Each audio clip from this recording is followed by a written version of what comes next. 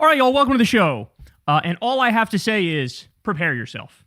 Prepare yourself because this show is completely out of control. So in just a second, we have horrifying new releases on the Epstein files. Big New York Times piece that came out the other day that broke down just how much the White House was panicking. Trump has a nipple torture kink, which got out there, which the team was meeting in the Situation Room to figure out how to cover that up. You can't make this stuff up. You can't make it up. So we'll talk about that. We also have Trump is so mentally ill that Iran turned to master psychologists to figure out how to deal with him. This stuff is like out of a movie. We'll also get to furious Marjorie Taylor Greene gets her revenge on Trump and is just torching him all over the place. We have Alex Jones going nuclear on Ben Shapiro and screaming about him, calling him a rat, calling him a son of a bitch. So that's an amazing clip. And then also later on, you'll see the reaction of an AI CEO to learning that his AI is leading to bombing little girl schools in Iran. And it is just a disgusting reaction that should remind you how depraved these people are. So you guys know the deal, man. Everybody do me a big favor. Subscribe to the channel and click that bell icon. You can support the show on Patreon. You can sign up for Crystal Kyle and Friends on Substack. You, of course, can go sub to Corin's World and come hang out with us over there every Monday night. And yeah, there are my shameless plugs for you. And thank you all, of course, if you do support this show. We couldn't do it without you. As you know, this is real independent media. I've never talked to an advertiser, never done an ad read, never will. But that means you guys support the show from the ground up. So thank you again for hooking us up with even $1 or $2 a month. It means the world. Okay, let's go ahead and jump right in, y'all. So, you have got to hear what the White House was doing when the Epstein files was peaking, okay? When the scandal was peaking, when everybody was talking about it, because they were lost. They were panicking. They were losing it. They didn't know what to do. They were literally meeting in the Situation Room, y'all, which is supposed to be for, like, war. And they're meeting in the Situation Room to try to figure out how to fucking dodge and obfuscate and get people to look away from their disgusting pedophile boss's kinks. Okay, I'm not kidding about any of this. So Daily Beast here says, Vance's twisted plot for Ghislaine Maxwell interview exposed. The vice president floated an extraordinary PR gambit as the White House went into full-blown meltdown over the release of the Epstein files. Okay, they say, J.D. Vance pushed to have Tucker Carlson interview jailed sex trafficker Ghislaine Maxwell as part of White House efforts to defuse Donald Trump's self-engineered Jeffrey Epstein crisis. The president pledged full transparency on the late pedophile's crimes on the 2024 campaign trail. He broke that promise after retaking the White House with what critics say was a concerted effort to deflect scrutiny of his own relationship with Epstein by blocking and later obfuscating the release of Justice Department findings on the case. The backlash ran so deep that Trump's top officials convened a secret meeting last July to frantically compare notes on containing the scandal as it threatened to split the MAGA base, according to an explosive report by the New York Times published Wednesday. Trump himself, the newspaper adds, did not attend the summit, which was held in the Situation Room beneath the White House 10 days after the DOJ and FBI released a memo reasserting Epstein had kept no client list of uber-wealthy accomplices and that his 2019 death in police custody had been a suicide. Influential right-wing voices have long questioned those claims. Quote, this is a huge problem, Vance opened by telling the room, the newspaper reported. He was apparently so panicked that other aides left under the impression he'd fully embraced some of the wilder theories about Epstein's crimes that have long swirled in the darker corners of the internet. Susie Wiles, Trump's chief of staff, famously admitted in a subsequent Vanity Fair interview that she believes Vance is a full-blown, quote, conspiracy theorist. Yeah, here's the thing. That would mean on this particular issue, J.D. Vance is correct. It is a conspiracy theory. It is a child sex trafficking ring. It is billionaire elites who are partaking in these disgusting crimes. But his brilliant idea was let's have Tucker Carlson interview Ghislaine Maxwell, and then Ghislaine Maxwell will clear Trump's name, and then everything will be good. Yeah, because why wouldn't the country take the word of a literal pedophile child sex trafficker? That's exactly what Ghislaine is. So no matter what she says, everybody's going to know, oh, obviously she's trying to clear Trump's name in order to get a pardon. Duh. But Vance was dumb enough to think, well, if Tucker does a sit-down interview and makes her seem like sympathetic and she clears Trump's name, then we'll be good. By the way, at no point in these panicked, frantic meetings in the Situation Room did any of the people talk about whether or not the allegations were true and whether or not they were morally comfortable with defending their pedophile war criminal president, their boss. That's how gross these people are. They're such disgusting ladder climbers and careerists that they simply didn't care if the pedophile allegations against Trump were true. Okay, they say the vice president proposed remedy was to send Carlson into prison to question Maxwell, who was serving a 20-year sentence for her part in Epstein's abuse of underage girls, in the hope she might clear Trump of any impropriety on camera, the New York Times found. Acting Attorney General Todd Blanche, Trump's former defense attorney, eventually wound up doing that interview rather than Carlson. Vance further suggested making his own appearance on the Joe Rogan podcast to discuss the scandal. Only a portion of that interview would be committed to the Epstein case, he proposed, with the rest focusing on trumpeting the president's legislative agenda. Let me pause to point out, this is now the bed you made, Joe Rogan. You proud of yourself? You happy? You're literally part of the plot to cover up the Epstein crimes. Congratulations. You're now part of the Epstein class. You're in the elite ring of billionaires who are committing atrocious crimes. They look to you to be a propagandist to run cover for them. To the point where J.D. Vance was like, I'll just go on Joe Rogan. I'll just shoot the shit with him. And we'll like casually talk about how, bro, we're doing like tax cuts and stuff. And that's cool stuff. Hey, did I mention my boss is not a pedophile? Did I mention that, bro? He's totally not a pedophile. You know what I'm saying, bro? And Rogan's like, bro, have you tried elk meat?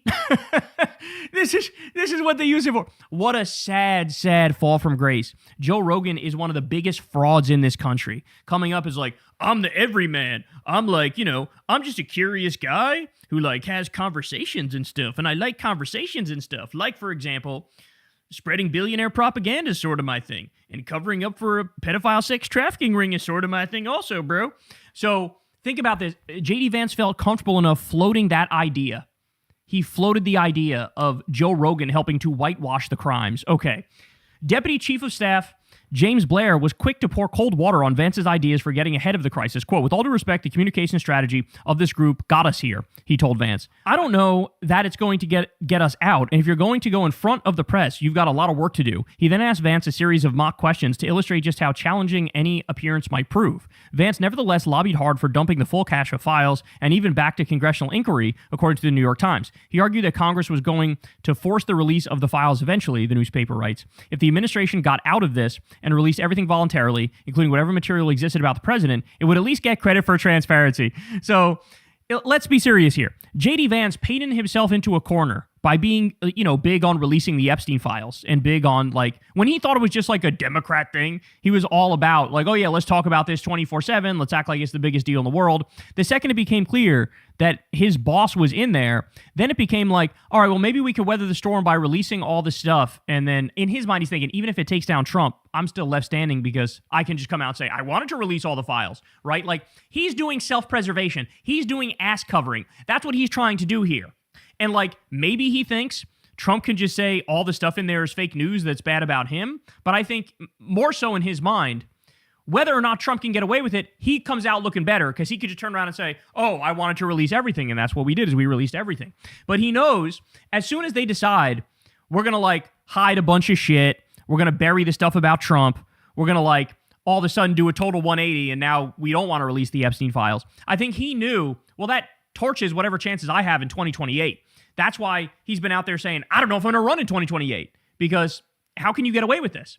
How can you get away with this? When he made a point of saying we're the no new wars people, we're the pro peace ticket, and we're for releasing the Epstein files, and you broke every single one of those things, what do you expect, bro? What do you expect? Okay. The alternative was to let the story drag on for months as information dripped out.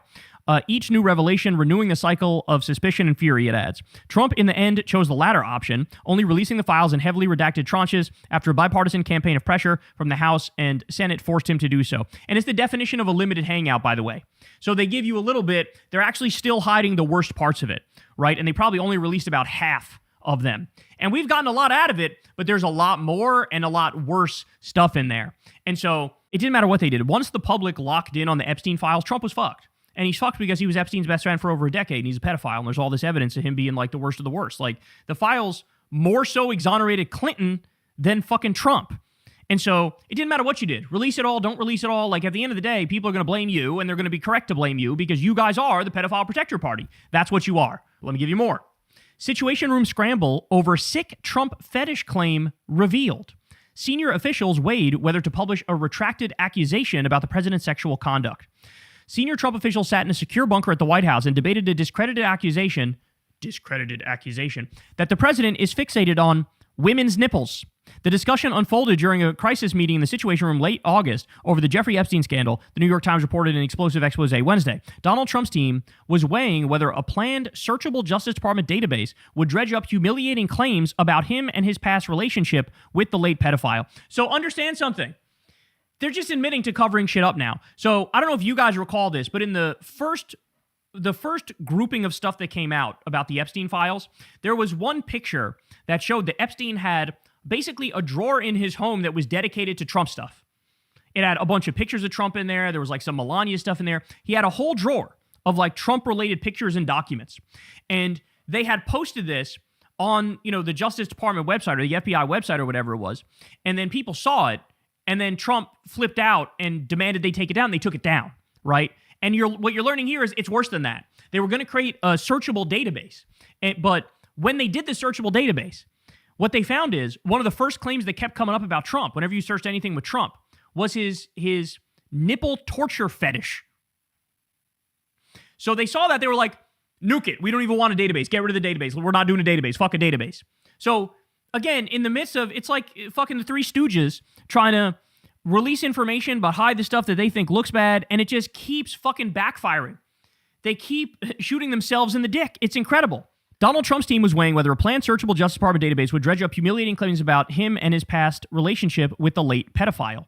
One of those claims had reportedly surfaced while stress testing a prototype for the database. Official searches of the early version of the site found that among the first Trump-related hits was an allegation from Epstein accuser Sarah Ransom, drawn from a settled civil case. In emails to a reporter, Ransom alleged that a girl Epstein had trafficked, known as Jen, told her she slept with Trump and described him as fixated on nipples and physically rough with hers.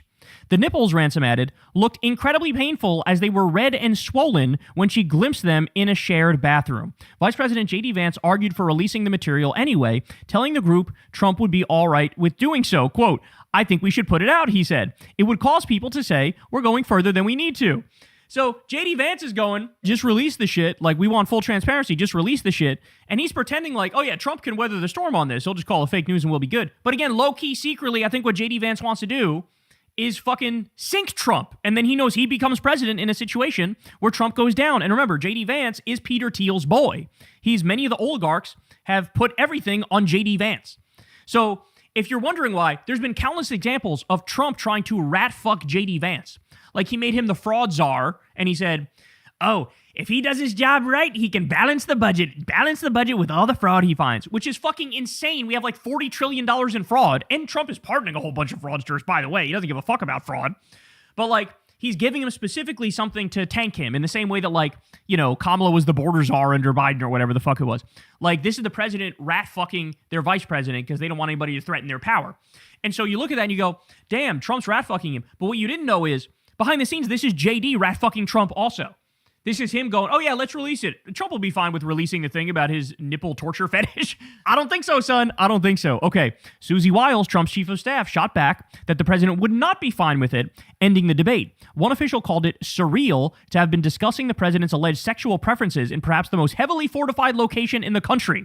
An official had already flagged that the claim was effectively public. Quote, "This is out there," the person reportedly said. "They're going to make a huge scene of it, even though it's not true and everybody knows it." Well, let me pause to point out, they weren't going to make a big scene of it. Unfortunately, I found that the Democratic Party is immensely weak in talking about claims of Trump in the Epstein files. The media as well is pretty fucking weak with talking about these things. If you guys watch this show, I'll go there. I'll tell you everything that's in there. But most of the time, they avoid it. And so this is J.D. Vance assuming there's a competent opposition, which there's not. If there was a competent opposition, they would bring this up. Fucking nipple torturing underage girls seems like kind of a big deal. If there was any allegation against any Democrat of anything like that, Republicans would never shut the fuck up about it. Ransom's account carried heavy caveats. She had separately claimed to possess sex tapes of powerful men, then walked that back, citing fears for her family. Nothing about that is weird to me. That seems perfectly reasonable. That's what happened with Katie Johnson.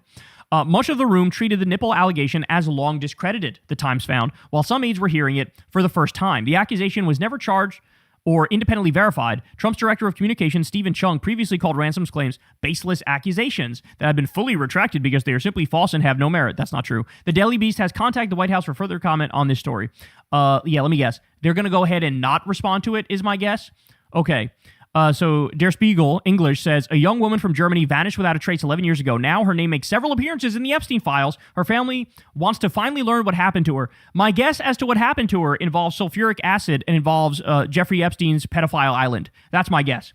Remember that? I love how we learned that Jeffrey Epstein had a trap door underneath his mansion on his island that led to the water. And the day we learned he was being investigated, he bought like a giant vat of sulfuric acid, more than any person would ever need.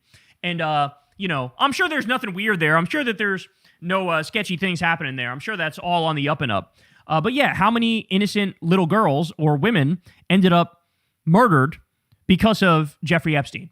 And what's with, there was stuff in those files that is just, can make you lose sleep, bro. Learning about the fucking kinks and the weird shit, the blood rituals and, literally biting girls. And there's a famous billionaire who is on that list where he allegedly would get off on biting these girls. There's some dark ass shit that's in there. And so how many women are missing? I don't know. How many girls are missing? I don't know. I wouldn't be surprised if that number is very, very high. Okay, so here, as part of that New York Times piece, they did a video where they talk about this. Let's watch. If you were watching the Trump administration in 2025, you would have gotten the impression that the Epstein files were a relatively minor issue. President Trump suggested that nobody cared. He said that the Epstein story was boring, that this was a hoax. These files were made up by Comey. They were made up by Obama. But what we learned while we were reporting our book, Regime Change, was just how much the Trump administration, up to the highest levels of the government, were paralyzed over how to deal with a growing crisis. Their biggest obstacle was Donald Trump.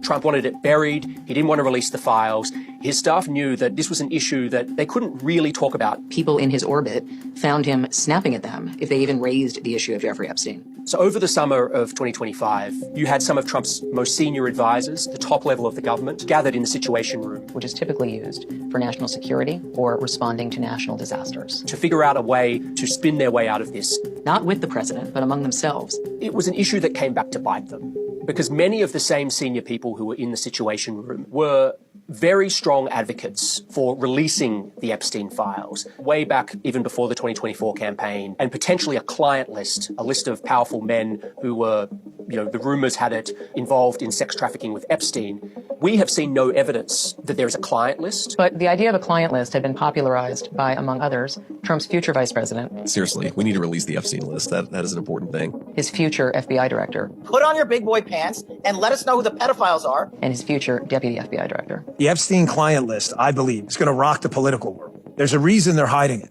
After he was elected, his own attorney general appeared to confirm that a client list existed. It's sitting on my desk right now to review. That's been a directive by President Trump. They go through the files and the message changes very substantially. Very quickly, it became clear that Trump himself was mentioned numerous times. At first, let me see if I remember this correctly. When they released about 1% of the files, what was the number, guys? Was it, I think his name was mentioned 38,000 times or 13,000 times?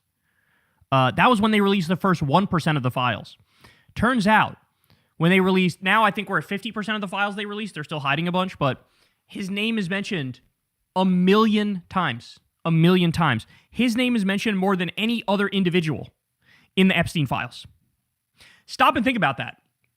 The speculation, there's a lot of people out there who follow this stuff closely, smarter than me, who say he is one of Jeffrey Epstein's co-conspirators. In other words, he was running the child sex trafficking ring with Jeffrey Epstein. This is what the speculation is. Because how the fuck can your name be in there that many times? Unless you are a key player in the whole thing, in the whole scheme. Does not mean that anything said there was verified about Trump or anyone else, but it did mean that releasing the files was a non-starter for the president and his team. In the coming months, there were internal conversations about, well, what do we do? In early July, the Justice Department and the FBI released a joint memo with no names attached to it, just letterhead, saying, in fact, there was no client list and that there were no other people who should be prosecuted in connection with Jeffrey Epstein's crime. I need you to stop and think about that. They're putting cases on James Comey. They're putting cases on Letitia James. They went after Don Lemon for doing his job. Okay? They're going after Gavin Newsom, as we learned the other day. They're investigating Gavin Newsom. He's politically persecuting people who disagree with him and who stand up to him and who tell the truth. But there's not one person in the Epstein files who's been taken down for the crime of child sex trafficking or actual pedophilia. Nah, son. Nah. We see what this is. This is a criminal organization. That's what this is. This is not a White House. This is not a government. This is not a cabinet. This is a regime. This is a cartel. This is a criminal organization. That's what we're looking at here. And all of a sudden, many of his voters who thought that they were electing a president and people around him to get to the bottom of the Epstein story were suddenly feeling that they were actually part of a cover-up. How many of you are satisfied with the results of the Epstein investigation? During this whole period, Trump was just getting more and more fed up. He was very used to telling his base what to think and having them believe him. He accused his supporters of being weaklings. He said he didn't want their support anymore. He used expletives to say this was all fake, and again said this was all the fault of Democrats. Any attempts that Trump made to downplay the scandal only reinforced suspicions among his base that they were hiding something. So at those meetings last summer, when President Trump's most senior aides gathered away from him, the vice president thought that they should put everything out there, that Congress was going to force the issue anyway. Others, like the chief of staff, said absolutely no way the president would be okay with that. There was a conversation about whether Todd Blanche, who was the deputy attorney general at the time, whether he should go on Joe Rogan. The vice president said that he should be the one to go on Rogan. What they didn't talk about was prosecuting additional. By the way, this should be the end of Joe Rogan's career. In a world that made sense, it should be the end of Joe Rogan's career that the war criminal, pedophile, rapist regime thought, oh, let's run to him to help us cover up the child sex trafficking ring that our boss is implicated in, right? Just the fact they even fucking considered that should absolutely be the end of Joe Rogan's career. They know he's a pawn in their game. Men or any kind of widespread justice for the victims. We're talking about a number of women who say that they were victimized and abused by Jeffrey Epstein. Many of them were minors. The discussion in the Situation Room was not about how to give these women a hearing or a chance to tell their stories. These meetings were about how to handle the political fallout around the White House. These people are deeply immoral.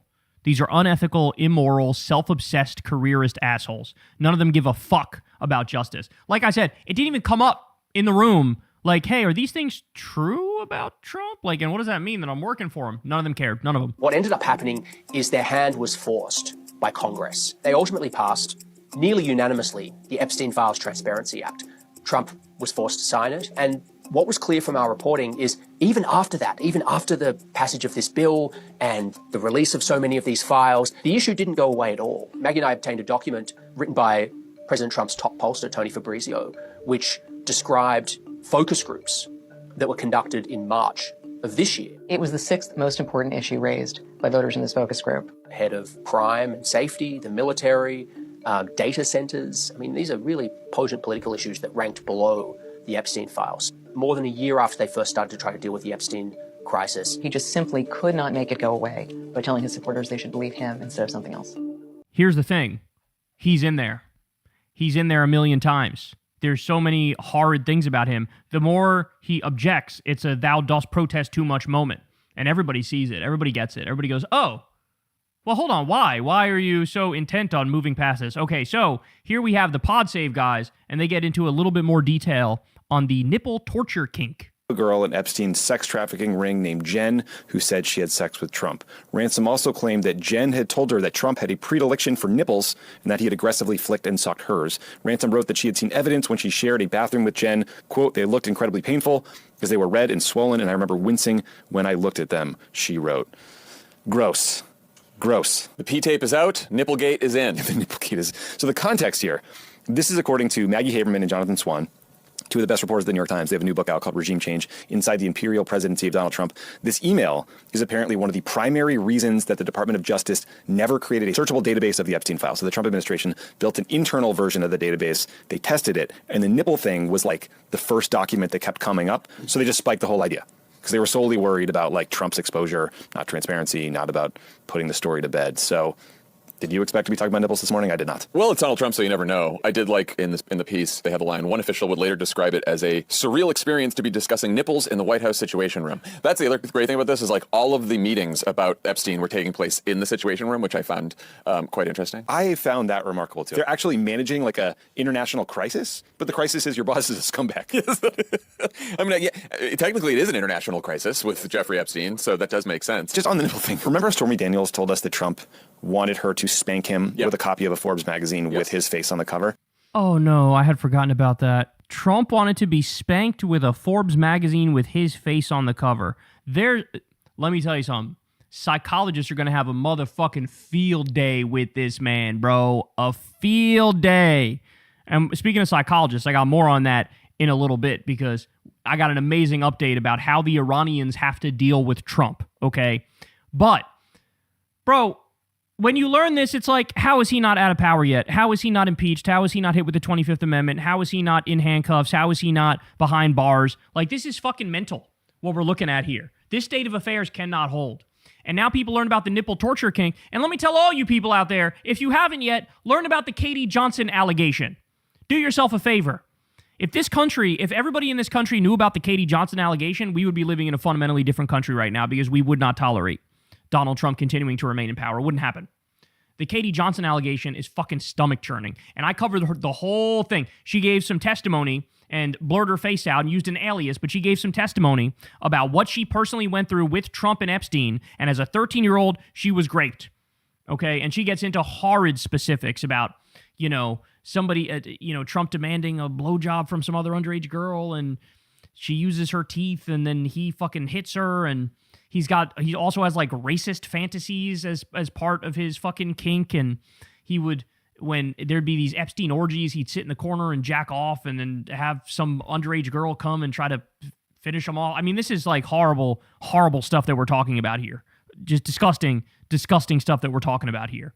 And it's all out there. It's all out there. The Katie Johnson allegation is all out there. If you haven't yet, look it up on my channel. Type in Secular Talk Katie Johnson, and your mind will be blown as to the depravity of this man. Now, in 2016, she had sued Epstein and Trump, right? But in 2016, she dropped the case. And the speculation was it's because there were threats. It's because there were threats. It was either a massive payoff or there were threats. And so that went away. But that doesn't reflect on the truth value of what she claimed. And she had a very specific and detailed story, which is consistent with other stories that have been told about Trump, okay? I don't even know, do people even know that Mar-a-Lago was subpoenaed in the Ghislaine Maxwell investigation because they thought that was the hub of the child sex trafficking, bro? They thought it was the hub of the child sex trafficking. Why is it that we know Jeffrey Epstein knew everything about Mar-a-Lago's financing, including mortgage fraud and money laundering? That Epstein brought this stuff up in his emails, right? Do people realize that there's a Jeffrey Epstein email from 2011 where he's talking to somebody and he says Trump is at his house with one of the victims? Which means there's pictures and videos of Trump with underage girls at Epstein's house from way before he was president. So they have this as blackmail, right? And then you look at the current state of geopolitical affairs and you go, well, this is probably used as blackmail over him to get him to do their bidding because he would do anything to prevent those pictures and videos from getting out there. So this is crazy, bro. This is crazy. But the more you learn, the more horrible it is. And of course, you have in the White House Situation Room, they're figuring out how to cover and obfuscate for their pedophile, nipple torturing boss. None of them have a shred of integrity or morality or decency. They're all just involved in the cover-up. Hey y'all, do me a favor and like and subscribe. It helps out big time in the algorithm. Click the bell as well for notifications when videos drop. And watch that video on screen right now. You know you want to. So Jeremy Scahill of Dropsite News has a bombshell story here that I cannot wait to share with you. So he, from his Iranian sources, learned that the Iranians were so disgusted and put off by Trump's erratic nature and his contradictory nature and his lack of making sense or following through that they genuinely didn't know how to deal with Trump and the U.S., and so they ended up bringing in master psychologists to teach them how to deal with Trump because he's so unstable. So massive, massive humiliation here for this entire country. But listen to what he says, and then we'll break it down. The Iranian side added senior psychologists to their negotiating team to review the communications that they were going to be sending to the mediators to give to Trump. And they did that because the Iranians believe that Trump is legitimately mentally ill and is operating in an impaired mental state. And they didn't say this as a joke. They didn't say this with any lightness. They said, we recognize that we are dealing with a mentally incapacitated individual, and we've had senior psychologists work up a psychological profile of what they think is going on with Trump's brain. And so we started to cater our messages by running them past senior psychologists before delivering them to Trump. And they said that we started to then see some progress they almost talked about it like a clinical sense, like they're dealing with a patient, see some progress in the negotiations. And I've also heard from sources that mediators, right now you have Qatar involved in a very deep way. You have Pakistan remaining involved. You have Turkey, Saudi Arabia, that some of the mediating countries are also starting to become deeply concerned that Trump is totally erratic, and that when they have conversations with him, that Trump is saying, yes, I'm agreeing to these things. They then double check, so we can take this now back to the Iranians. Yes, you can. And then they do it. And the Iranians, there's an exchange of ideas. And then things like this happen where Trump says, oh, no, that's nothing, what I agreed to. This is just such a humiliation for the U.S. This is the Iranians correctly clocking that the U.S. president is functionally not in his right mind. Now, he already had an IQ problem to begin with before the cognitive decline, but now the cognitive decline is so severe that the Iranians are having to deal with that in real time. And I think what they realized is, bro, he'll agree with the last person in the room every time. Like, the last person in the room, if they make a good pitch for whatever idea they believe in is, whatever policy they want, Trump will go, that's a great idea. I like that idea. We're going to go ahead and do that. We're going to implement that. Right? But then what happens is when that comes out, then there's a backlash, and then you have the Zionists and the neocons and the right fringe. They'll fire back and be like, no, that's horrible. All that stuff is terrible. And he goes, I didn't agree to that at all. I don't know what you're talking about. He's fundamentally incapable of taking any criticism whatsoever. Any whatsoever. And so that's why he'll go along with an idea, and then when there's any pushback, he'll cave to that. And then when there's any pushback in the other direction, he'll go back in that direction. And this is what happens when you are, frankly, losing your mind. And Trump is losing his mind. He's dealing with physical health problems, but he's also dealing with mental health problems. And this is a guy who's rotting away right in front of our eyes. He's becoming decrepit right in front of our eyes. And as I always told you, his dad died with Alzheimer's, okay? That means that Trump's risk of getting it is 3 to 15 times higher simply because of that. He keeps having the bruise on his hand. Well, that's probably from Leqembi injections, which is a drug that treats early Alzheimer's, which you inject every 2 or 3 weeks or so. And that's the exact time frame that Trump always has that bruise on his hand. So we're seeing him struggling with impulse control. We're seeing behavioral disinhibition. We're seeing him scream at journalists saying stuff like quiet piggy and you're a stupid person. And, he's dealing with phonemic paraphasia, which is he keeps fucking up words, right? Or being obsessed with the structure of words. Like he'll talk about, C is spelled S-E-A. It's not S-E-E. He'll say stuff like that. And people look around like, what the fuck is he doing this for? Because this is what happens when you're losing it. When you're losing it, stuff like that interests you. Stuff like that intrigues you. And you'll fuck up words. Like how many times, the classic example of phonemic paraphasia is instead of saying telephone, you say tefalone. So like you fuck the word up. And this is something Trump does all the time. He also does confabulation, which is known as honest lying. He has a decline in verbal complexity. That's been going on extensively for a long time. Even at his best, he was only speaking at a 6th grade level. He's down to like, a 3rd grade level now? He does repetition and fixation. That's a key element of Alzheimer's. And he has gait abnormalities, can't walk straight, right? Also, falling asleep during the day, can't sleep at all at night. This all fits perfectly with his profile. Cognitively, he's losing it. He's going, gone. And so as time goes by, he becomes more and more of an id, right? He has no ability to moderate or regulate or put a filter.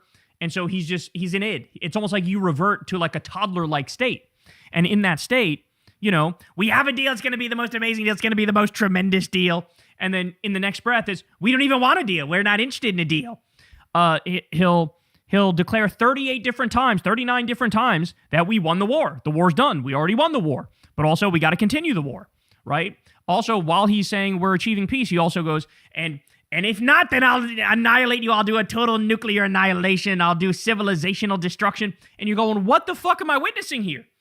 And the fact that everybody's not calling this out for what it is, I mean, Midas Touch had on this psychiatrist who said, in no uncertain terms, that, like, this is dangerous. This guy's got to be gone. Like, he needs to be impeached. He needs to be hit with the 25th Amendment. He's got to be removed by any means necessary, because we're all acting like this is normal. This isn't remotely normal. This is the furthest thing from normal of all time. I mean, this is like we are begging for just nuclear catastrophe or some sort of issue that we can't come back from. And so the Iranians are aware of what they're dealing with, and that's why they have psychologists. But at the same time, and I think the Iranians know this as well, you can't take the U.S.'s word for anything. You can't take the Israelis' word for anything. So we're constantly in this place of having no real answers and getting no real solutions. And it's a terrifying fucking place to be. You have Netanyahu coming out the other day going, I don't care if Trump made a peace deal with you. That doesn't apply to us. We're doing whatever the fuck we want. We're going to keep bombing Lebanon. We're going to keep taking land in Lebanon. We're going to keep attacking Iran. But that blows up the whole notion of a peace deal, right? And so is Trump going to turn around and cut off the money and cut off the weapons? I guess we'll find out. The only way Trump could prove he's serious about peace is to cut off the money and cut off the weapons to Israel and say, you will fucking obey me.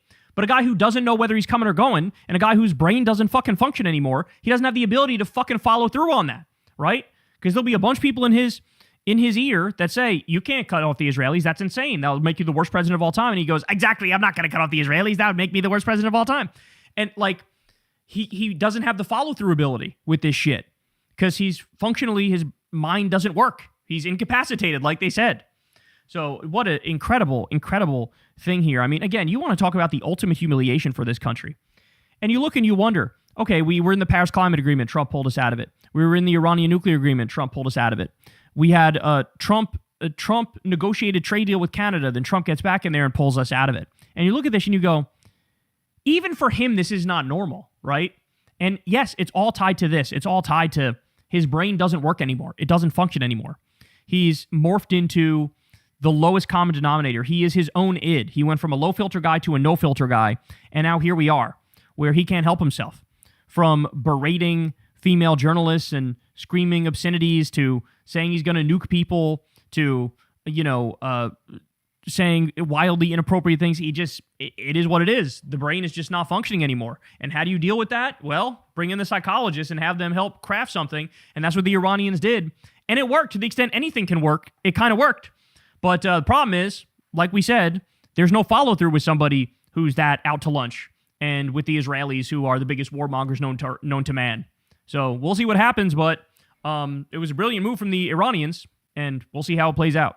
Hey y'all, do me a favor and like and subscribe. It helps out big time in the algorithm.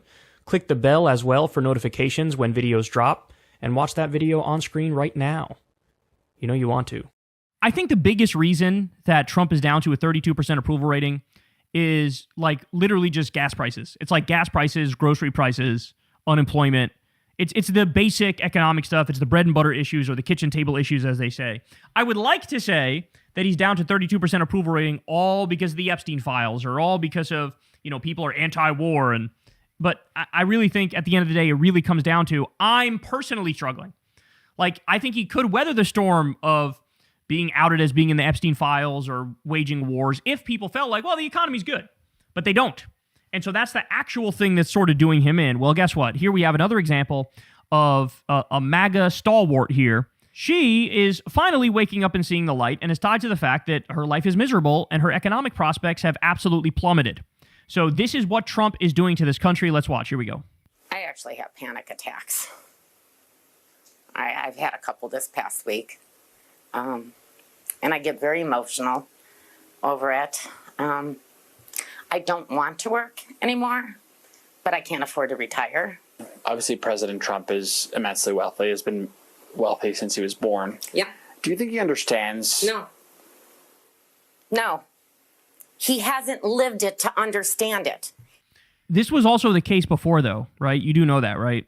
Like, he hasn't lived it. Yeah, he was born into a massively wealthy family. He says he got a small loan of $1 million. That's not true. He got hundreds of millions of dollars from his dad. Born on third base, thought he hit a triple. Fucking reality star buffoon. This was true when you voted for him, too. Now, all of a sudden, you're realizing, like, hey, it'd be good if we had, like, a working class president. Now you realize that? Now you're understanding that? My guess is what? Is it your third time voting for him? I mean, again, it has to affect you. This is it's the Republican disease 101. I don't care unless it impacts me specifically, right? How many times have we seen it? I'm anti-gay. Gay people shouldn't get married. Marriage is between a man and a woman. How dare they? This is a sin and this and that. The second they learn, oh, you have a gay person in your own family. Oh, we ask for sympathy and we ask for empathy and all we're asking for is equality. How many times has it happened? Right? It has to affect them personally. They can't intellectualize it. They can't put themselves in the shoes of somebody else. It's just me, me, me, me, me. He hasn't lived it to understand it. He sees it. He has not lived it. He needs to live it. Wear the clothes. Wear the shoes. Wear your Walmart clothes. Wear your Walmart shoes. Do your thrift store shopping. Don't eat steaks. I don't get to go out to dinner. It's not an overnight thing, but it's been 2 years now. You said you'd bring down the grocery prices. Literally, I must be the most angry person when I grocery shop because I buy the same things every week and I see it jump every week. It is not every couple months. It's literally every week. And this is why there's going to be a massive blue wave. You can't overcome this. They could try to cheat. They could try to steal it, and they will. But in terms of the actual vote tally, the actual vote count, there's no overcoming this. I mean, look at this. Look at this. She's nearly fucking crying, and she's a former Trump voter, and she's saying, this motherfucker's got to come down to our level and learn what it's like. I can't even afford steak, is what she's saying. All because of him, too, by the way. All because of him. He's the one who fucked up. Screwworm is back because of him and Elon Musk ripping through our cattle in this country, right? Drought conditions, lowest number of cattle in modern history, also undercutting American farmers going out of business because of him and his tariffs, letting in beef from Argentina, which has toxic fucking chemicals in it that they use. And people can't even afford that shit. Got another one, though. 3-time Trump voter. He weighs in. Listen to what he has to say. 4 months away from the midterms, voters are not happy with how things are going. Even the ones who went all in on Donald Trump. Our Alex Tabbitt has been traveling the country, talking to people, and they keep telling him the same thing. They've had enough. They want what was promised, that roaring economy, the cheaper prices, the focus on America, the focus on them. Instead, what they're getting is an aging president obsessed with himself, frankly. Just listen to 3-time Trump voter Chris Tackett, who we just played at the top, or this trucker from North Canton, Ohio, who had this to say when Alex asked him if Donald Trump cared about what he was going through. I don't think they care. I don't think they understand. I think it was all smoke and mirrors during the second election. I think Trump is more concerned with getting even with his opponents this time around than he was looking out for the average Joe that supported him. And yeah, I'm just disappointed. Okay, so that's Chris Tackett again. Not hard to find Chris Tackett, even though we did 2 of them right there. They are everywhere. Donald Trump's overall approval ratings are at his second-term lows, with nearly 60% of Americans disapproving of what he's doing. And what's worse for him is that his base is leaving as well. Just look at these numbers. When Donald Trump started his second term, nearly 60% of white working-class voters approved of the job that he was doing overall and the job that he was doing on the economy. Today, a majority of those same voters, 51%, disapprove of the job that Donald Trump is doing as president. And even more of those voters, 57%, disapprove of the way he's handling the economy. The question is how many of these people are going to support another whatever slop Republican gets shoved down their throats in the next election. That's the question, right? It makes me think of what like the Megyn Kellys of the world and the Tucker Carlsons of the world who are out there like, I'm against Trump now and I'm standing up because of the Iran war and the Epstein files and this issue and that issue. But then, Megyn Kelly goes out there the next week and she's talking about the election was stolen from Spencer Pratt in the LA mayor's race. And like she would support fucking JD Vance. She would support whatever slop Republican it comes up next. She'd be all in for them. And so, we're not really dealing with sentient beings here when we talk about Republicans. Can we be honest about that? These aren't really sentient beings. These truly are the dregs of society. These truly are people who work backwards from their conclusion. And everything seems to stem from Democrat derangement syndrome, liberal derangement syndrome, leftist derangement syndrome. They hate us. They want bad things for us. And they're willing to nuke their own prospects in life in order to get at us. If it means triggering the libs and hurting trans people or hurting immigrants, a lot of these people will vote for the worst candidate and then cry on TV about how they can't afford groceries, right? Well, again, don't say you weren't warned. It's actually too perfect because one of the things Kamala ran on was cracking down on price gouging for groceries. Like a direct appeal to, I will lower grocery prices. And they ended up going for the fat, pedophile, war criminal, rapist con man, and that guy is doing con man shit.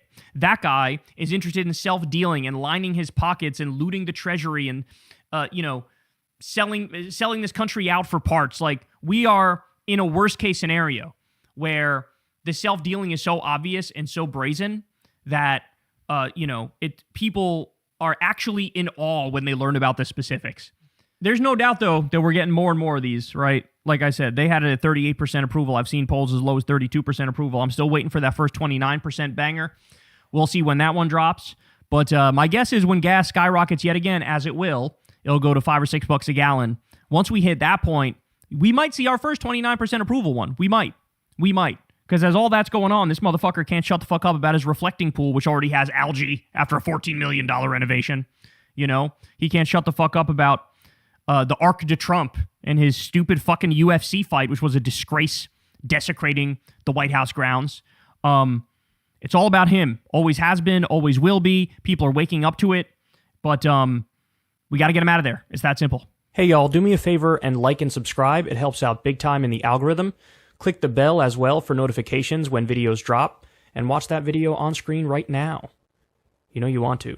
All right, y'all. So Marjorie Taylor Greene has been basically going on her revenge tour, going after Donald Trump here for quite a while. She gave a speech at Ron Paul's group, this like libertarian group, and basically gave the whole backstory about how Trump screwed her over and had to do with the Epstein files.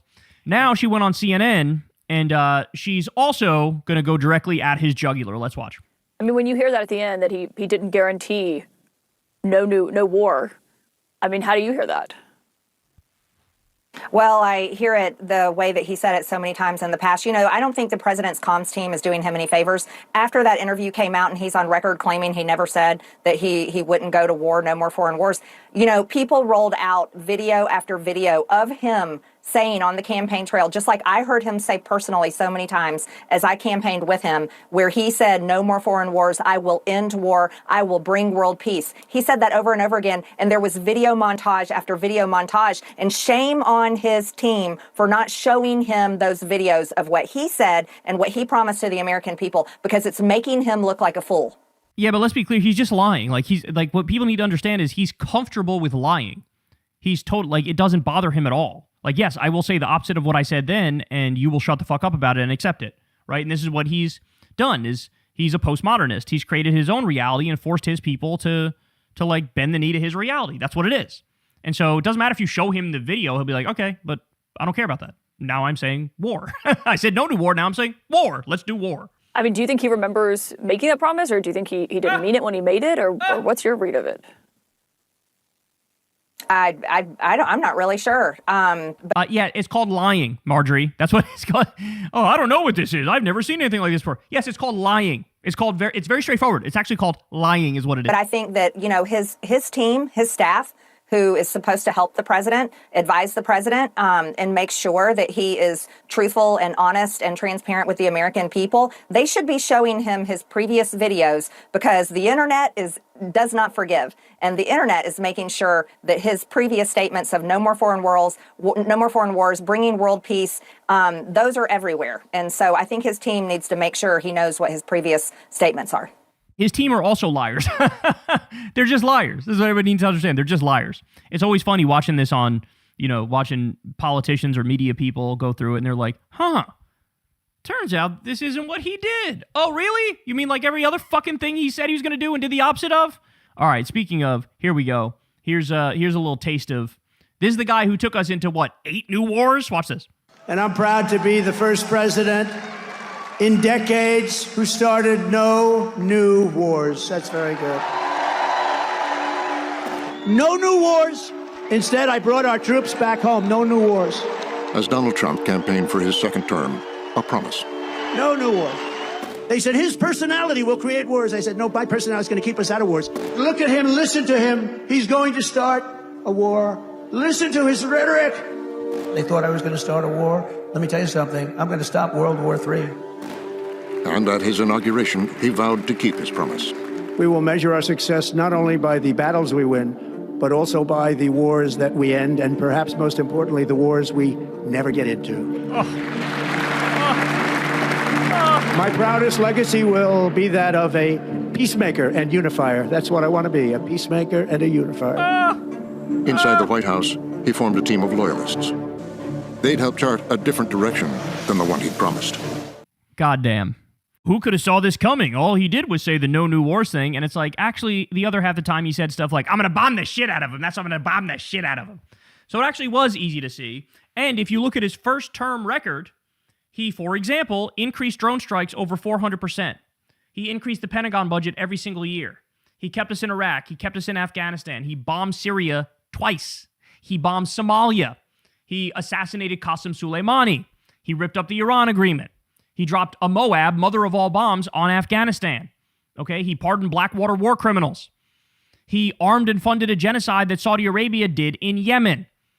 He said stuff like, we're going to take the oil. To the victor go the spoils. We're going to take the oil. That's what we're going to do. We're going to take the oil. He approved a raid that killed an 8-year-old American girl. Okay, he tried to coup Venezuela. So the warmongering stuff was there for everybody to see. They just had to look for it, but nobody wanted to look for it. And even when people like me came along and told people about it, they didn't fucking react. They swatted me aside and said, well, he'll be less of a warmonger than Kamala, and that's obviously completely and utterly fucking obviously now untrue. So, but respect, Marjorie Taylor Greene's going around.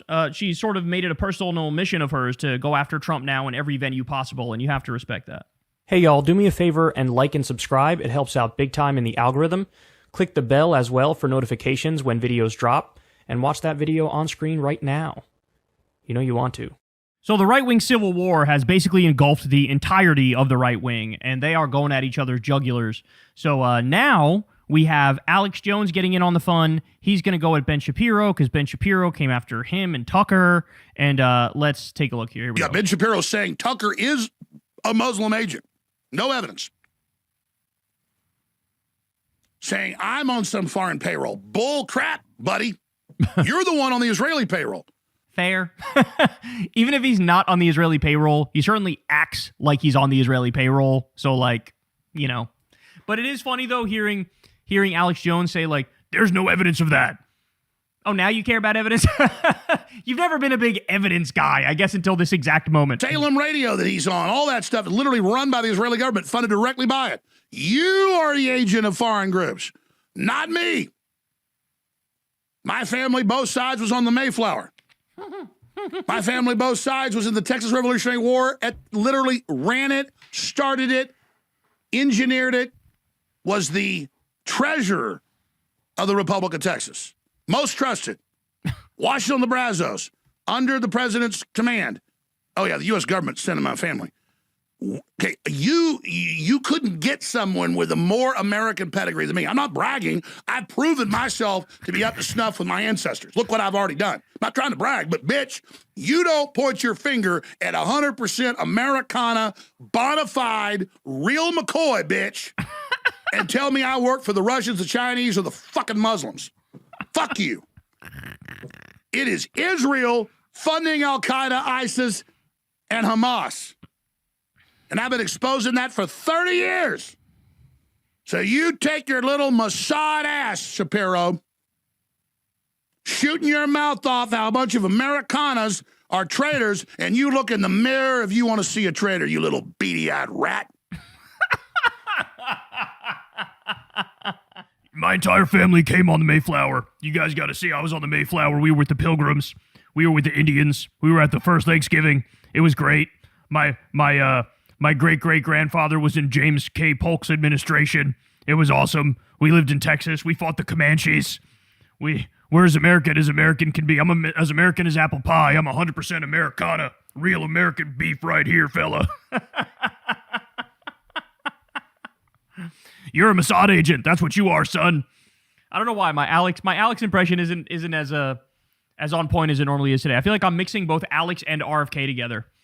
Oh, all right, but he's not done though, because now, so as you all know, Alex Jones had to do a turn recently because it became apparent to him, like, oh, wait a second, I'm cooked if I keep defending Trump. My whole audience now hates Trump and wants me to turn on Trump because the Epstein files and the Iran war and all this stuff. And man, he fought that shit as hard as he could for as long as he could. He was trying to ride Trump's little mushroom meat nonstop. He was going to Slurp City with that fat pedophile rapist on a daily basis. And then finally, at some point, I guess, from the business end, it became sort of untenable, and he had to rebrand. And so now he's out there going after Trump. And what I love is he says this stuff as if he came up with it. But in reality, he's just parroting what every liberal and leftist was saying going back like fucking years now, right? Like, isn't it funny when these people finally start telling the truth, they just have to start sounding like us, you know? So look at this, Alex Jones. Trump ordered the Epstein cover-up and killed investigations into foreign involvement or any domestic help in Charlie Kirk's assassination. Now we find out the president shut down the FBI from looking into his own assassination attempt. Okay, here we go. Let's watch. Trump ordered the Epstein cover-up. Hell, he went public and said, don't look at it, you're not MAGA. Weeks after I said, I'm told it's Trump doing this. Now, by the way, remember when Alex, we did a segment on this. I remember covering it. Alex was going out there going, the Epstein files are not a scam, but Trump being in them is a scam. The Epstein files are not a hoax, but Trump being in them is a hoax. And then he said it like 8 times, like, the Epstein files are not a hoax, but Trump being in them is a hoax. Trump being in them is a hoax. They're not a hoax, but Trump being in them is a hoax. He's thinking like he could split this difference, saying like, oh yeah, I'm still the Epstein files guy. I'll still cover the Epstein files. But like, the Trump stuff is all fake, bro. Meanwhile, that was the most real shit of everything in there. His name is mentioned over 1 million times, bro. He was Epstein's best friend. He's probably a co-conspirator in the child sex trafficking. And so now finally, turns out Trump ordered the Epstein files cover-up. Oh, you don't say. You mean the thing every single fucking Democrat in the country was telling you when you were fucking rejecting it like a year ago? Jesus Christ, man. Holy shit. Weeks after I said, I'm told it's Trump doing this, that ordered Bongino and ordered Patel to go out and fall on their sword like they're in the headlights in that famous Fox interview, and then go around and do a podcast tour on Joe Rogan, Theo Vaughn, you name it, and say, no, he acted alone. He wasn't a child trafficker, even though his girlfriend, was in prison for it, and he committed suicide, and we're going to show you the footage, and they edit the video out of him at the federal detention center. So, Trump, no, don't. Tulsi Gabbard, Joe Kent, National Counterterrorism Center, don't look into the information you got about foreign involvement, foreign government, or any domestic help. Then I talked to the TPUSA, very high level, and they said, yeah, we talked to Patel about, what about these 10 people in the days before? 3 days before, 2 days before, and the day of. 6 the day before, 3 the 2 days before, and 3 or 2 before. It was a total of 10. Saying he'll be dead when he comes to town to give that speech. And that day, see, I told you we killed him. Like, why aren't you hauling these people in? I was like, God, it's trannies. Look, they said they'd do it. Here they are. He's dead. You got this famous globalist deep state operative popping up saying, I shot him. I'm the shooter. And he said to the police, I did that so the shooter can get away. And then that gets swept under the rug. I'm just like, whoa, what's going on here? Then I get calls, people in the cabinet meeting, that Patel's like, I have this from the president. You want to hear from him? That's fine. Susie Wiles is in there. They're all in there. J.D. Vance. We are killing this investigation. There is not going to be any looking into foreign involvement or these other people that said he'd be dead. No accomplices will be looked at.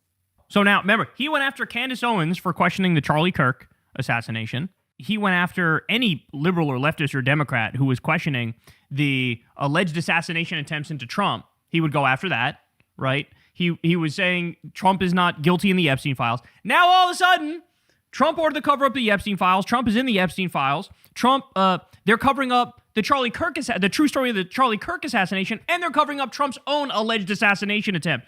Oh, would you look at that? We're almost hitting like this weird political singularity where everything every liberal and leftist said for the past fucking 5 years, now everybody's acknowledging, okay, you guys were right about it. The difference is people like Alex will still ultimately cuck himself to whatever fucking slop Republican gets fed to him. Whereas, we're too smart for that.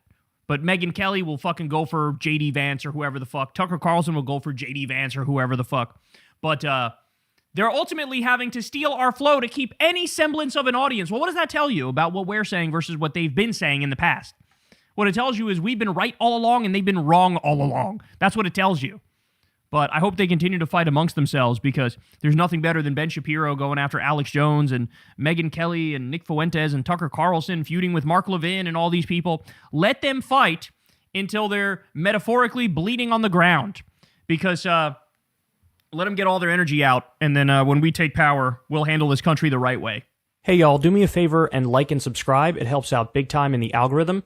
Click the bell as well for notifications when videos drop. And watch that video on screen right now. You know you want to. So the last time we talked about Nick Fuentes, we had him explaining how Trump is completely and utterly fucked, how he boxed himself in a corner, there's no way out, and functionally his presidency is over. It's done. MAGA's cooked. Well, now we have Nick Fuentes, and he's going to basically say how, turns out liberals were right. Now, I remember a video he did, a segment he did a while ago, where I think he quite literally said the words, I'm not like one of these Kyle Kalinske guys who says like, oh, Donald Trump is dumb, he's so stupid. I'm not one of those like Kyle Kalinske guys who say, or Stephen Colbert who says stuff like that. So in other words, oh, it's, that's unserious commentary. That's like lowbrow commentary for you to say Trump is dumb. Well, now here we are, maybe a year or so later, if that, and listen to what Nick is saying now. Trump is just dumb. Liberals were right. He's just dumb. And I have heard this firsthand from people that I know that have met with him recently, and they all convey the same thing, which is he is just stupid and old. He just doesn't know what's going on. Like, I can't really repeat all the details of these conversations. I can't get too specific, but it's not like a gimmick. He's not trying to be cute. He's not trying to be funny. He is mentally deteriorating. If he was ever smart, he isn't anymore. This is a 100-year-old man that's in control of the country, and no one can tell him no. So I said this on Alex Jones last year. I said, we're just stuck. We're just stuck with this guy. Everybody voted for this asshole, and now we're stuck with him for the next 4 years, and he is going to ruin everything. He is sucking all the oxygen out of the room. He is preventing any real right-wing energy from being incubated during this period. See, that's where you fucked up, Nick.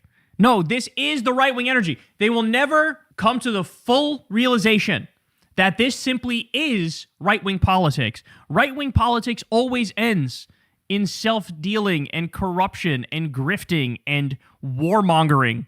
Like, the whole point of right-wing politics is to suck off the billionaires and suck off the warmongers and be a fascist. And that's what we're witnessing here. He's self-dealing and sucking off the billionaires, the Epstein class, and he is a warmonger, and he is a fascist. Like, what right-wing energy, could you mean?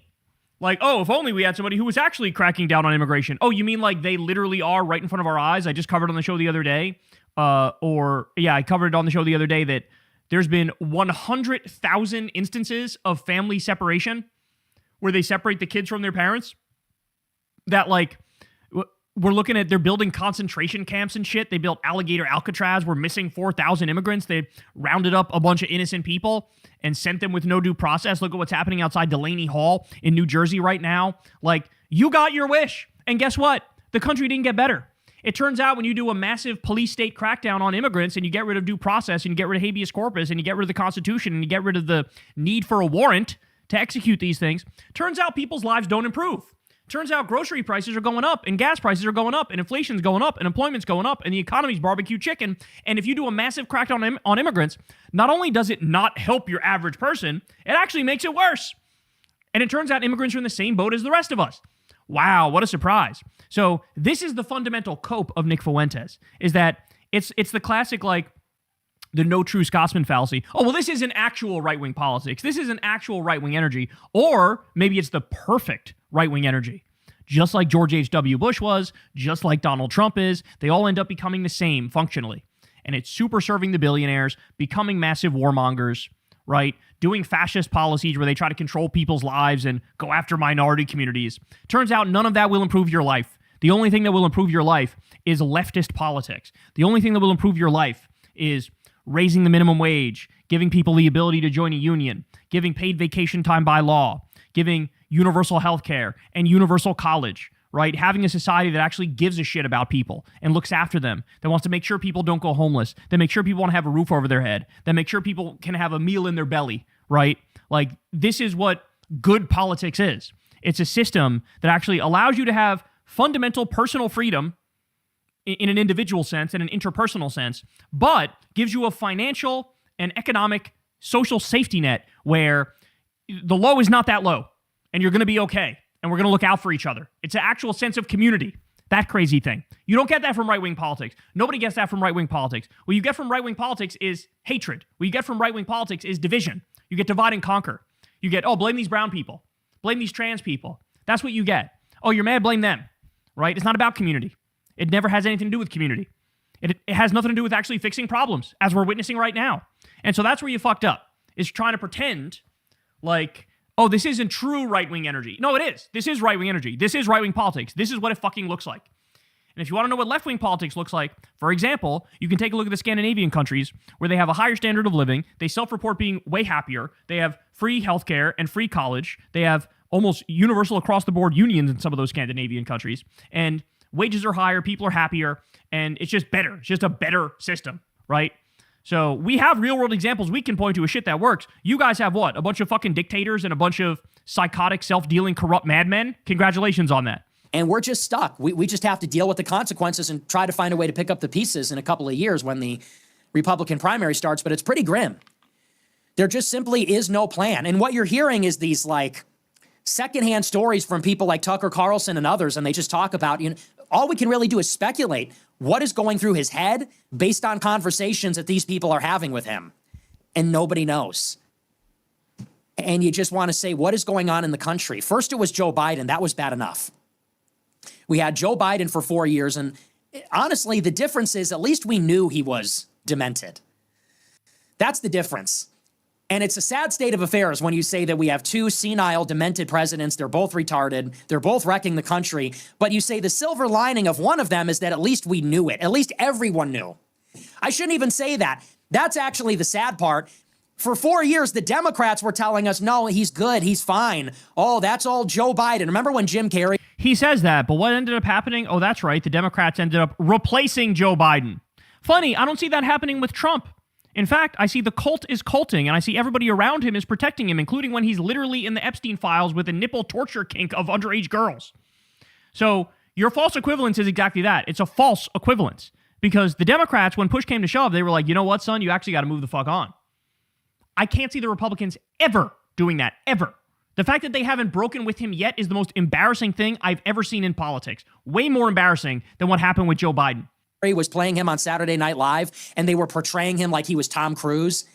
Jim Carrey was wearing the sunglasses and doing the finger guns. And liberals, this was serious, like 1984 level propaganda. They were trying to convince themselves that Joe Biden was like some kind of Tom Cruise, all-American maverick figure. It's like, look at his gait. Look at the way he walks. He's going to die. So we had that for 4 years. Half the country was deluded about all of it. And then the other half of the country was talking about him shitting his pants and farting every day. That's your country.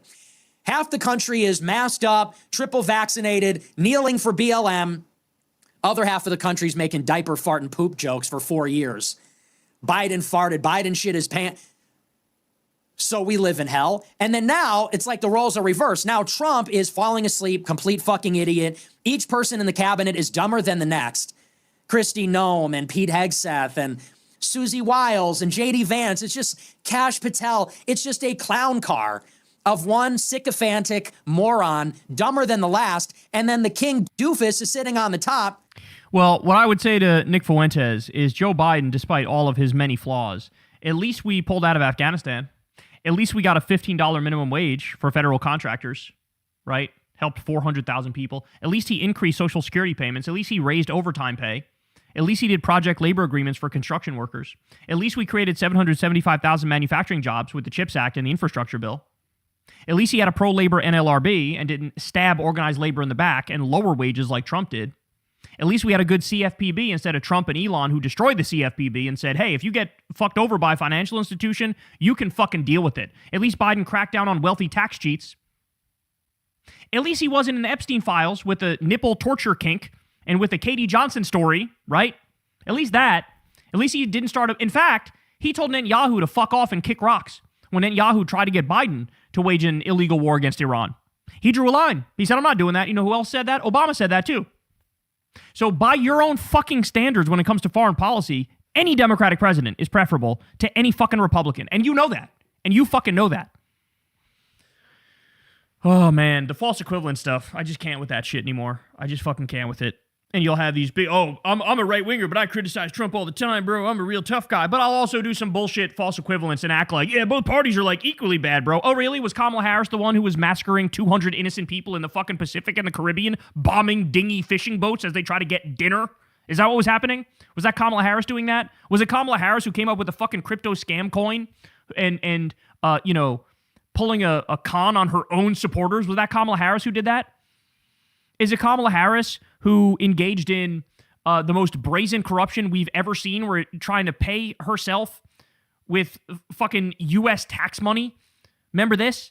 Trump basically taking $10 billion of U.S. tax money for his board of peace that he fucking made up, which all went into a slush fund that only he controls. Did Kamala Harris do that? Would she ever do that in a million fucking years? I don't think so. I don't think she would. So I can't stand the false equivalence. But he is correct to say that liberals were right, and he is correct to say that Trump is just dumb.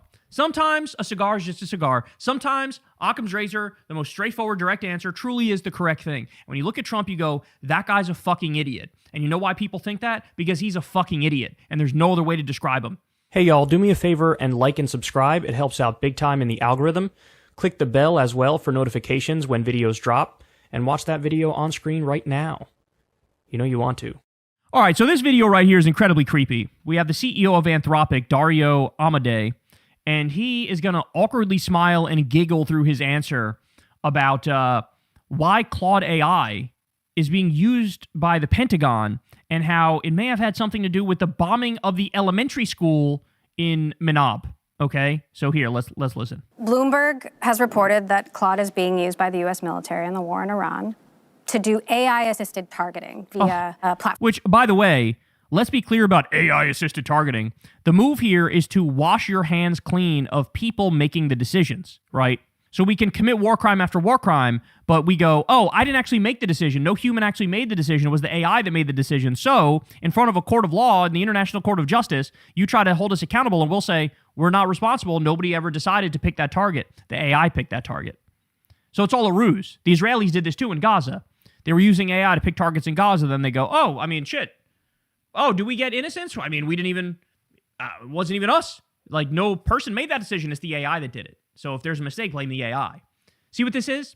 It's morally laundering horrific war crimes. In February, a U.S. missile reportedly hit a girls' school in Iran, killing more than 150 people, most of them children. Did Claude play a role in that strike? We don't know exactly how, these models were used. Obviously, these things that mistakes that happen in warfare are really, really terrible. Like, this is a really terrible thing to happen. We were willing to risk the future of our company to limit how, these models are used. And, what you're talking about is a use case that doesn't even violate our red lines. We're worried that there will be 100 times as much, with use cases that do violate our red lines. Using your AI technology to target a little girl's school does not violate your red line? Well, maybe your fucking red line sucks balls. Maybe that, right? Guys, you do understand what happened here. So this little girl's school, by the way, was close to a military building, right? But here's the thing.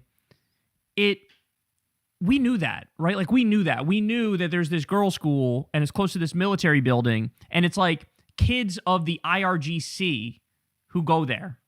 So they're connected.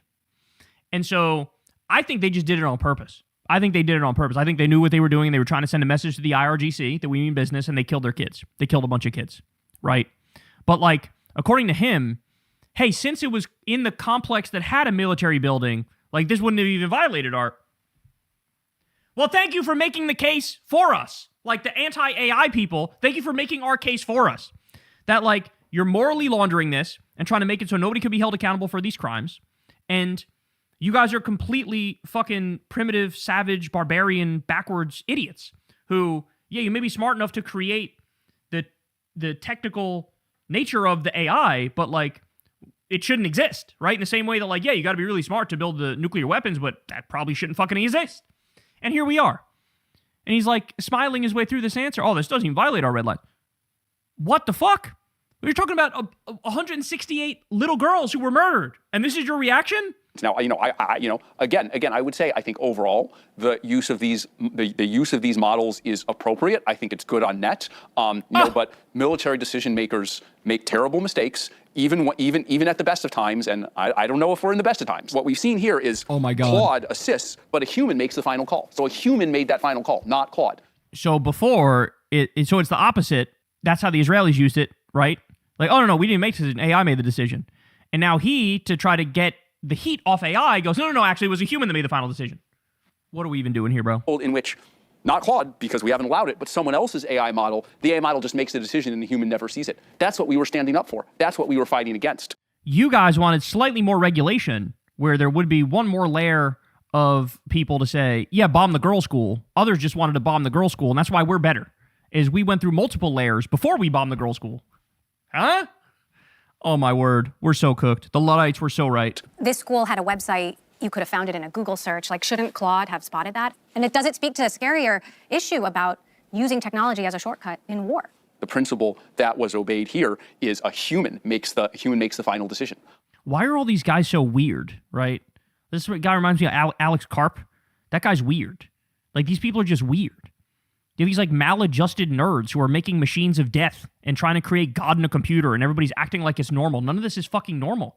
Who gave these people this immense power? These shouldn't have this fucking immense power. I don't know what role Claude or any other AI had, but like, if this isn't an illustration why that principle is so important, I don't know what is. Is AI warfare more likely to stop World War III, a war between the U.S. and China, or is it more likely to make it happen? I would say on balance, it is more likely to stop it. But if we have no limits on how it's used, then I think, it could be more likely to cause it. Oh, that's good. That's great. That's awesome. So in other words, the path we're going down is let her rip, wild, wild west, do whatever the fuck you want with AI type shit, right? And he's like, oh yeah, that'll probably lead to more likelihood that we have World War III. Oh, great. Okay. Awesome. Good to know. Good to know that we're making machines of death that will lead to more death and lead to more destruction. Good to know we're creating God in a computer and have no idea what the fucking implications of that are. Good to know. Good to know we're trying to replace humans, and these fucking demons, these AI tech demons, will say out loud we're trying to replace all human labor. And then also at the same time, we're cutting government services. So you can't get help from the government, you can't get a job, and you're just, what, supposed to die? Huh? Is that what we want? I guess that is what we want. You've seen Dr. Strangelove, right? The premise of it was like, you have a doomsday device that automatically fires nuclear weapons when it thinks nuclear weapons are being fired at it. What could go wrong, right? I think the way conflicts happen is that, the two sides jump at each other. They misunderstand each other. And when we don't have proper oversight of this technology, I think those kinds of accidents are more likely to happen. Jesus Christ. Okay, so Yanis Varoufakis says, there you have it. Anthropic CEO said it. The murder of more than 100 schoolgirls in Manab targeted by Anthropic's Claude is a use case that doesn't even violate our red lines. Time to rise up against these techno-feudal war criminals. I think that's exactly right, man. I think that's exactly right. And I don't think we know the fire that we're fucking playing with and what this could lead to. And it's just crazy to me to watch, like, the dumbest people, sort of make us take the shortcut to hell on earth. And that's what we're doing. Just like all these speeches at these graduations, the commencement addresses, where you got some boomer who's already, made a tremendous amount of money in their life and they're safe and secure, and they're up there going, AI is the future and AI is going to take everybody's jobs. And everybody goes, boo, boo. And they're like, why are you booing, bro? Why are you booing? Oh, I don't know. Maybe because you told people they're fucking useless and nothing's going to come of their lives, and you're creating God in a computer all because you're a fucking selfish boomer and you think it'll help you get a delivery to your house 7 minutes faster. Fuck you guys. Jesus Christ, man. What are we talking about here? Oh my goodness. So there you have it. I've yet to see one of these, and this is supposed to be the more ethical of the AI companies. I've yet to see one of these companies that doesn't scare the ever-living shit out of me. Hey y'all, do me a favor and like and subscribe. It helps out big time in the algorithm. Click the bell as well for notifications when videos drop, and watch that video on screen right now. You know you want to. All right, so we got to talk about this here, man. So shout out to Status Quo and Jordan Sheridan. They're on the ground in New Jersey at Delaney Hall, where you have a hunger strike going on, where all these people held in this ICE concentration camp are protesting the horrific, horrific conditions that they're in. So you have a bunch of people slammed into a cell that's way too many for that area. You have like one or two toilets that are clogged and disgusting. You have people getting sick left and right and all over the place. You have moldy food that they're being given. It's just totally inhumane conditions, violating people's constitutional rights. It's cruel and unusual punishment. It's just a horrible, horrible thing to see. You have families being torn apart. You have people showing up. You have kids that are having panic attacks and people that are suicidal because the family's being ripped apart. Just a horrible thing. One person talked on camera to Jordan and Status Quo, and then ICE caught wind of that, and they wanted to retaliate against them, and so they banned them from seeing their family member. This is just, it's literal like modern day fascist shit. This is fascism. It's here. It's happening, right? And it's in the flavor of anti-immigrant insanity, okay? Let's start with this clip here. Again, shout out to Status Quo and Jordan Chariton. Donald Trump is the Antichrist. You are his soldiers. So here we go. This is from the protest outside, and let's see what we have. I'm from fucking out here. I'm from Kansas. We're gonna come from wherever the fuck it takes. My full name is Robert Cody Billings, and I'm not afraid of any of you. Donald Trump is the Antichrist, and you are his soldiers. You fucking losers. What if they kidnap your kids? What if they kidnap your mom? What if they kidnap you? That's a great question. What if they kidnap your kids? What if they kidnap your mom? What if they kidnap you? Well, they don't think about it like that because it's not happening to them, so they don't care. Look at this. Bombshell. Report reveals ICE has separated over 100,000 children from their families. 100,000. So this is a ProPublica article. More than 100,000 kids have had a parent detained in immigration sweeps, report estimates. Since the Trump administration doesn't track how many children have been separated from their parents by immigration detention, a Brookings report tried to calculate it, and it cited ProPublica's reporting. So this is incredible, incredible stuff that we're talking about here. They say, in response to the Brookings findings, the Department of Homeland Security, which oversees ICE, sent an oft-repeated statement that the agency does not separate families, adding that parents are asked if they want to be removed with their children or instead to have them placed with a person the parent designates. DHS said this is consistent with the practices of past administrations. However, guidelines for ICE officers encountering parents have changed. A document known as the Parental Interest Directive was given a new name under Trump, the Detained Parents Directive. Its preamble, which once instructed agents to handle immigrants and parents in a way that was, quote, humane, has been stripped of that word. So now in the official rules, before it was you have to treat people humanely. Now they officially got rid of humane. You don't have to treat people humanely. They've separated 100,000 kids. I remember in his first term, when there was just a couple of examples of that, people flipped the fuck out, he panicked, and he reversed that decision. Now, we are so far deep into fascism that they've separated 100,000 kids from their parents, and nobody bats an eyelash, nobody cares, nobody talks about it. This is where we are now, y'all. This is where we are. Here we have a story where somebody inside the ICE concentration camp is incredibly sick. In fact, they're dealing with septic shock. Instead of taking them to the hospital to get proper care, which is necessary at this point, they're literally giving them Pepto-Bismol. You can't make this up. Watch. I just can't believe they gave your husband constipation medication when he was in septic shock. She gave him Pepto-Bismol. He's vomiting, profusely vomiting. She came, he didn't know what, he said, babe, they gave me some pink stuff. I said, Pepto-Bismol? He's like, yeah. I said, oh, so I called. I was like, you gave him Pepto? Ma'am, you could call back in the morning and talk to someone. And did the hospital tell your husband or you that if he doesn't come back or he doesn't get care, he could die? What the hospital told us is that he need more further care than what they gave him. Jesus Christ, man. Jesus Christ. Like, what are we? This is a nightmare. This is an absolute nightmare. Okay, here we have another protester, family member of somebody inside the concentration camp, outside of it, screaming at the ICE agents. Here we go. You should be ashamed of the job that you guys have. Shame on you, my brother. Shame on you for the job that you picked. Convict them with their Glock. Shame on you. Shame on you for the job that you picked. 90 rounds. There's plenty of jobs out here, and this is the job that you picked. Convict them with their You're supposed to be our brothers and sisters of color. Apart. Of color. You're of color. With their body armor and their this is the job that you picked. Shame on you.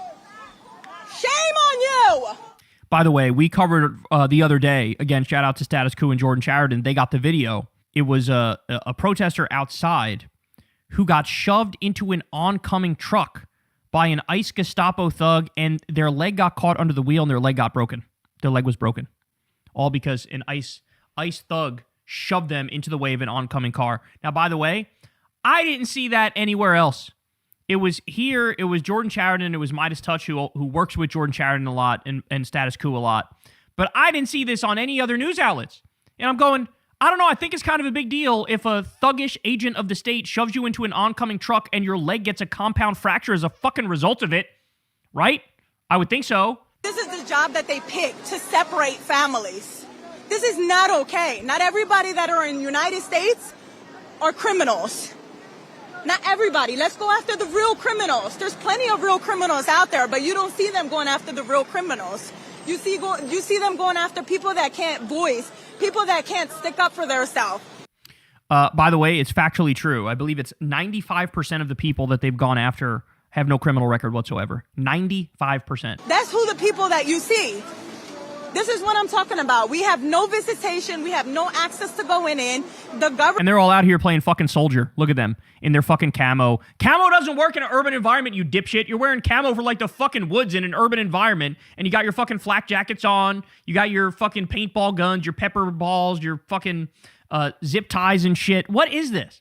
What is this? These are people with tiny dicks who play too much Call of Duty. Government has no access nor to go in. How does that make us feel? How does that make us worry? I don't go to sleep at night thinking anything can happen to my husband. I'm so disappointed and I'm sick of everything that they're doing to these people.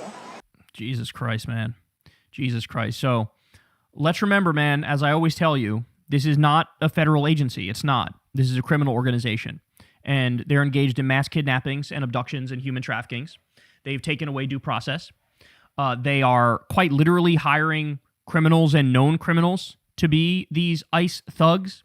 There's over 4,000 people missing because of ICE, and many of them missing specifically from Alligator Alcatraz, that illegal facility that was set up as also a massive grift for DeSantis and his cronies to get wealthy. You have at least 40 people that died in ICE custody before they shut down the reporting of deaths in ICE custody because they're trying to hide it, because these are concentration camps, and they know they're concentration camps. Okay? We know that ICE does slavery at their concentration camps. We know that they're out there assaulting protesters, including senior citizens and priests, and they've tear gassed babies and ran over people with cars and tear gassed journalists and zip-tied kids and threw them naked in the back of U-Haul vans and took a Black Hawk helicopter and emptied out an entire building that was packed full of American citizens, and they deported a 4-year-old American citizen with cancer. And the list goes on and on. The list goes on and on. So this is who we're dealing with. We're dealing with an agency that fucking lynched a guy, okay? Allegedly lynched a guy based on reporting. This is what we're dealing with. There is no bottom for these people. The whole thing needs to be routed, needs to be gutted. The whole fucking agency needs to be completely and utterly eliminated. They need to be locked the fuck up. We need to throw away the key, because what we're dealing with here are the foot soldiers of fascism, and everybody knows it's the foot soldiers of fascism. And as soon as people realize the extent of the criminality, they will fucking forever lose respect for this fake agency. All right, y'all, that's the show. I love y'all very much. Everybody do me a big favor, subscribe to the channel and click that bell icon. You could also support the show on Patreon, sign up for Crystal Kyle and Friends on Substack, and of course, go sub to Corin's World and come hang out with us on Monday nights. All right, I love you guys, and I'll talk to you soon. Peace.